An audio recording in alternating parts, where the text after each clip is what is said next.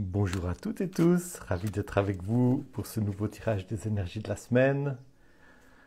Puisse ce moment vous aider à élargir votre conscience, à mieux voir clair sur ce qui se passe en vous, sur ce qui se passe autour de vous, et voir clair dans le but de vraiment vous occuper de vous, prendre soin de vous, vous traiter avec respect.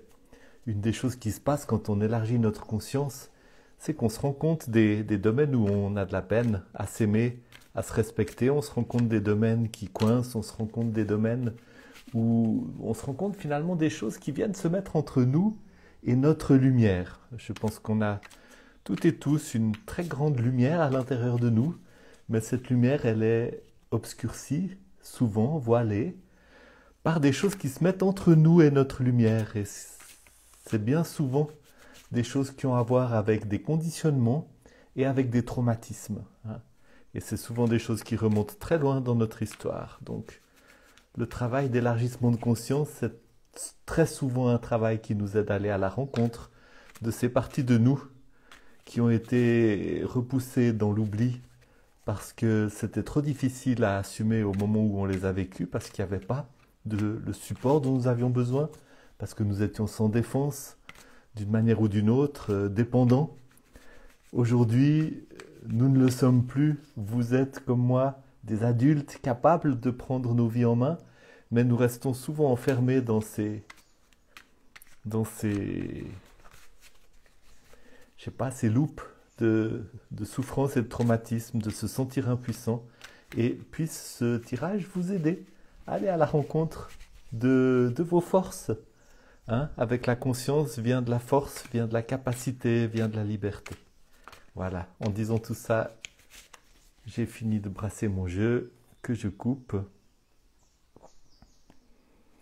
Et le 8 de denier, première carte qui vient, le 8 de denier qui est une carte très auspicieuse, une carte pleine d'harmonie, pleine d'une harmonie qui s'est construite à travers tout un chemin dans lequel il y a eu des épreuves, et puis le denier qui parle de tout ce qui est enraciné dans la terre, le denier qui va parler d'abondance, qui va parler de réputation, qui va parler de prospérité, qui va parler de santé, qui va parler de succès de toutes sortes de manières. Le 8 de denier est une carte qui parle d'un profond soutien de l'univers sur lequel vous pouvez compter. Et c'est une carte qui fait du bien. C'est agréable de sentir qu'en ce moment, il y a une période autour de vous qui est favorable, qui vous donne de la place pour vous déployer, qui vous donne aussi de la place pour juste souffler, apprécier ce soutien de l'univers, et puis peut-être profiter de ce soutien de l'univers pour développer des choses qui vous tiennent à cœur. Tout est possible. Tout est possible, vous pouvez aller au-delà de certaines limites qui vous semblaient vous enfermer. Vous pouvez peut-être mettre en œuvre des projets, des entreprises, vous pouvez donner de la place à certains désirs, parce qu'il y a ce soutien qui vous permet peut-être de... Vous voyez, il y a cette plante magnifique qui se déploie au milieu de ce 8 de denier. Il y a peut-être une sécurité matérielle, une sécurité dans...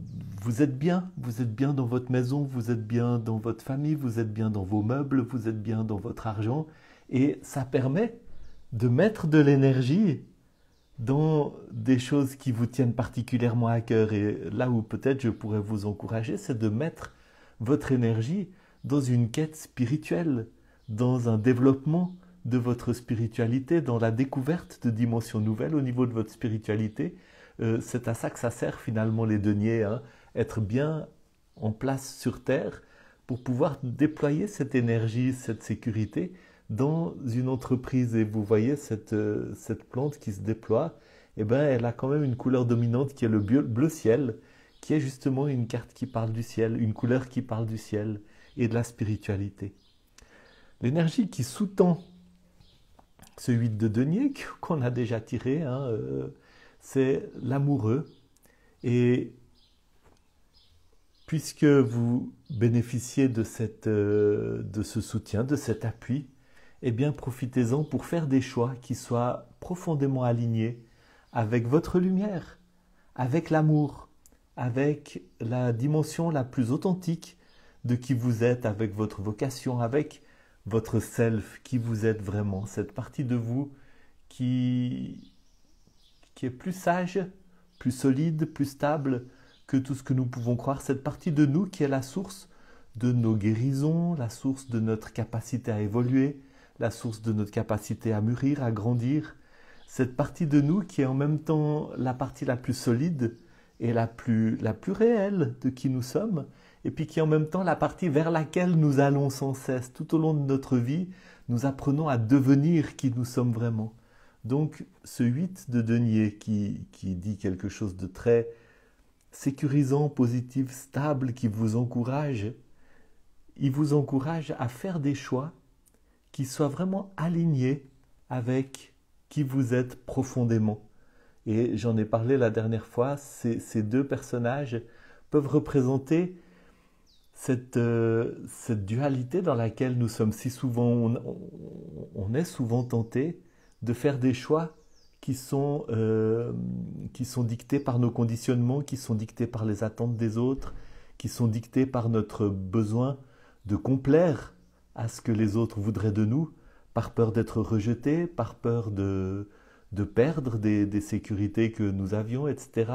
Et puis vous avez un autre personnage qui parle beaucoup plus de cette petite voix qui parle à notre oreille et qui nous dit qui nous sommes et qui nous donne envie de déployer nos ailes dans des dimensions qui correspondent profondément à qui nous sommes, ce qui implique souvent de prendre des libertés, ce qui implique parfois de transgresser des normes sociales, des attentes culturelles et la plupart du temps des attentes parentales. Je peux parler un peu de ça.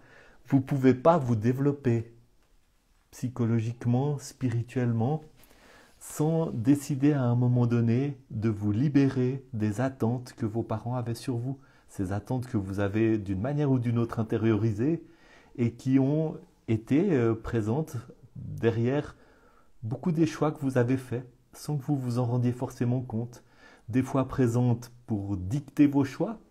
Je fais ci ou ça parce que j'ai senti en tant qu'enfant que c'est ce qui allait me permettre de garder l'amour de mes parents. Et puis des fois des choix qu'on fait contre, parce qu'on a tellement souffert de ça, on s'est tellement senti enfermé qu'on se met à prendre le contre-pied. Mais quand je prends le contre-pied de quelque chose, je suis encore conditionné par ce quelque chose. Donc il y a une liberté qui est à prendre par rapport à toutes les attentes parentales, par rapport à notre éducation. Et je suis en train d'écrire un 3e livre sur comment se libérer des malédictions qui se transmettent de génération en génération. Et je commence ce livre en disant que le fondement de toute croissance authentique vient dans cette liberté fondamentale que nous devons prendre, qui ne veut pas dire qu'on va envoyer nos parents par la fenêtre ou les rejeter, mais qui veut dire qu'on va prendre la liberté de les regarder tels qu'ils sont, de cesser de les protéger. Chaque enfant a profondément en lui ce besoin de protéger ses parents, et tout psychothérapeute va vous dire que ce que les clients commencent à dire quand ils commencent à travailler sur leur passé, c'est « j'ai eu une enfance très heureuse ».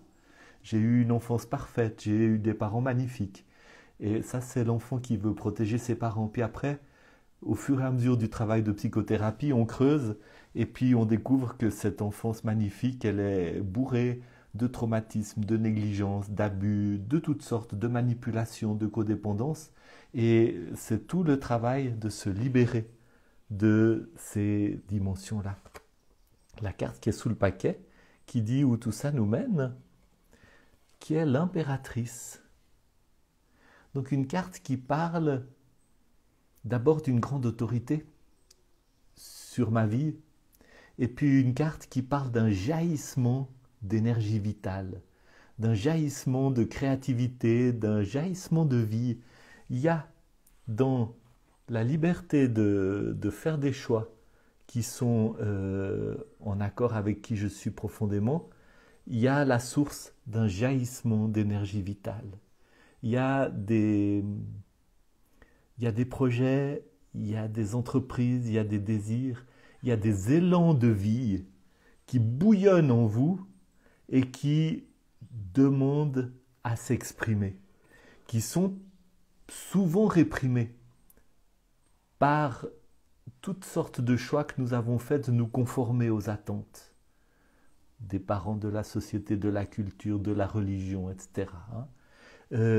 Qui demandent à jaillir et en jaillissant qui vont amener peut-être du désordre, du chaos, parce que quand on fait sauter une digue, l'eau se répand, puis il y a une très grande force là-dedans.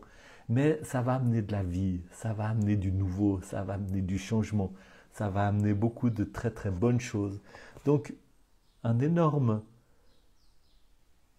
encouragement, soutien de l'univers, support qui vous est annoncé, qui vous permet de prendre des libertés. Il y a dans cette carte cette dimension de prendre des libertés, de faire des choix qui sont des choix pour vous. Et peut-être que c'est la première fois que vous allez faire des choix en fonction de vous et pour vous. En fonction de vous et pour vous par rapport à ce qui est profondément important pour vous. Ce n'est pas des choix égoïstes, c'est des choix alignés. Ce n'est pas la même chose. Et ça résulte dans un jaillissement de vie, un jaillissement d'énergie vitale, un bouleversement, quelque chose d'extrêmement puissant, quelque chose qui peut faire peur, parce qu'on a peur du jaillissement de vie. Cette carte est associée à la naissance. Cette impératrice, elle donne naissance. Une naissance, c'est quelque chose de très beau, mais aussi c'est aussi quelque chose de très effrayant. Moi, j'ai eu la chance d'assister à la naissance de mes enfants. C'était des moments magnifiques, mais c'est des moments où il y a de la douleur, c'est des moments où il y a du sang, c'est des moments où il y a de la merde, c'est des moments où il y a du stress, c'est des moments où il y a vraiment toute la vie qui est présente, toute la complexité, tous les paradoxes de la vie qui sont présents. Donc, jaillissement de vie, ça peut faire peur. Mais au bout du compte, il y a un nouvel être, il y a quelque chose de magnifique, il y a quelque chose d'unique. Et quand on donne naissance à quelque chose qui vient du plus profond de nous-mêmes, que ce soit un projet, que ce soit un livre, que ce soit une entreprise, une nouvelle manière de vivre, une nouvelle manière de penser, une nouvelle pratique spirituelle que je découvre. Quand il y a le nouveau profondément aligné avec qui je suis, une nouvelle amitié, une nouvelle relation, un nouveau business, un nouveau projet professionnel, tout ce qui est nouveau et qui a sa source dans le plus profond de mon être, a quelque chose d'extrêmement beau, d'extrêmement magnifique. Donc il y a vraiment une promesse qui vaut qu'on affronte les peurs, les conditionnements, etc., avec l'assurance de ce profond soutien de l'univers pour se lancer dans cette entreprise. Donc merci beaucoup pour m'avoir écouté. J'aimerais aussi vous rappeler que le 28 octobre, mon cours sur la bénédiction va se poursuivre. Ce sera le 3e épisode de ce cours et ce sera consacré à cette pratique de bénir ceux que nous aimons. Et pour bénir ceux que nous aimons, il y a tout un travail à faire de prendre conscience de ce qui nous enferme et des relations de codépendance. Donc c'est aussi en rapport avec un certain nombre de choses que j'ai dit ce matin.